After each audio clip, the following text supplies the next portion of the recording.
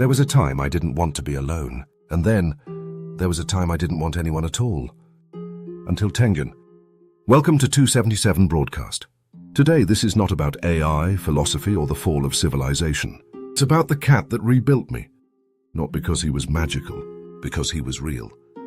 After the divorce, I moved in with my cousin. 3 months turned into 6.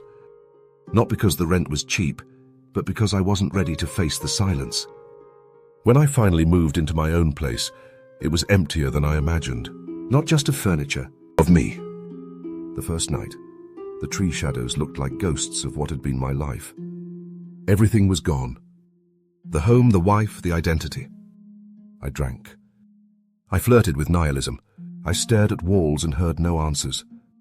And then someone, a new friend from the neighborhood, brought a cat. A Balinese, blue-eyed, elegant, almost mythological. I didn't want him. I didn't want the responsibility. I didn't want company.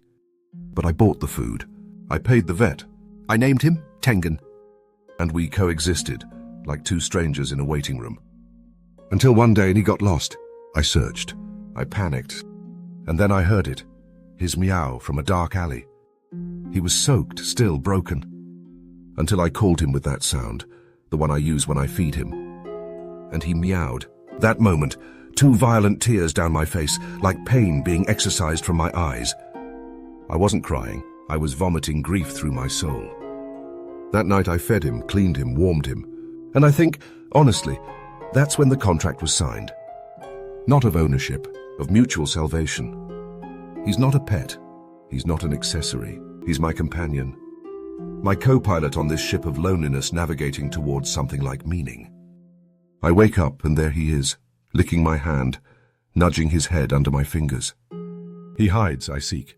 He meows, I speak. And now, sober, working, rebuilding, he is still there. Not behind me, beside me. Tengen is not a metaphor. He's not a symbol of healing. He's a cat. With instincts, with moods, and with a heart that found mine and said, I'm not going anywhere. And I said, me neither. So here we are, 2 creatures who didn't choose to be broken, but did choose together not to stay that way. Thanks for listening to 277 Broadcast. Subscribe if this spoke to your soul even a little.